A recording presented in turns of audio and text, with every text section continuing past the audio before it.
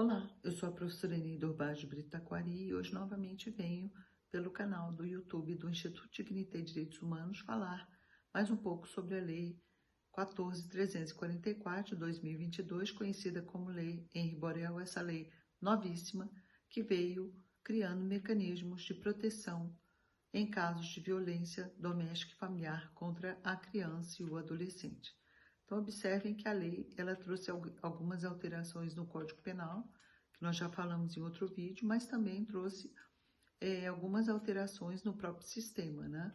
Porque ela agora vem tratando a violência doméstica e familiar contra a criança e o adolescente, qualquer tipo de violência contra a criança e adolescente, como uma violação de direitos humanos, e modificando o sistema de proteção integral dessas crianças e adolescentes, inclusive quando elas são vítimas dessa violência ou testemunhas dessa violência.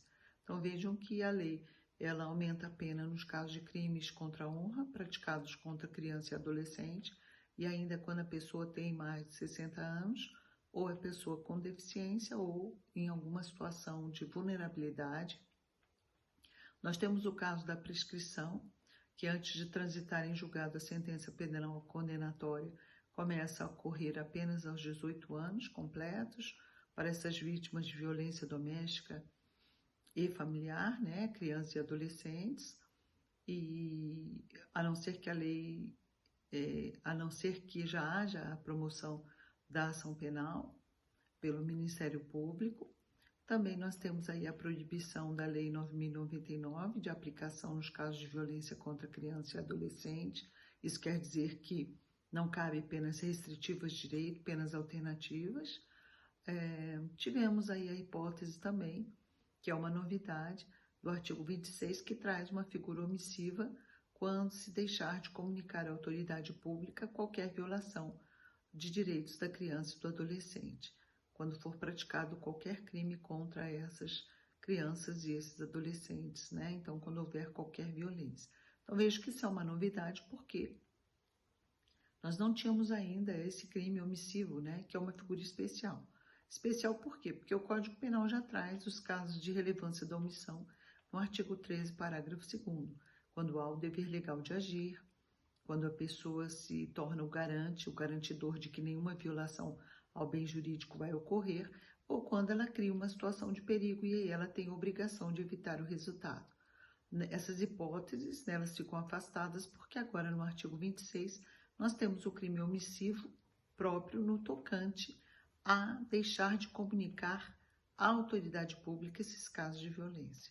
Também é importante a gente destacar, né, que ao criar esse sistema de proteção, a lei ela faz remissão à Lei 13.431 de 2017, que criou, né, o sistema de proteção à criança e o adolescente quando eles são vítimas dessa violência ou até testemunhas dessa violência. Nesse caso, essa lei ela enumera os casos de violência contra criança, contra adolescente, ela altera o Estatuto da Criança e do Adolescente e ela traz uma hipótese interessante de violência psicológica. É a alienação parental. Então, vejam que no rol de violência contra criança e adolescente, além de nós termos aí a violência física, a violência sexual, o tráfico de adolescentes e crianças, as hipóteses de crimes sexuais, nós vamos ter também, dentro da violência psicológica, a alienação parental, que passa a ser uma forma de violência psicológica que nós poderemos trabalhar em outro vídeo.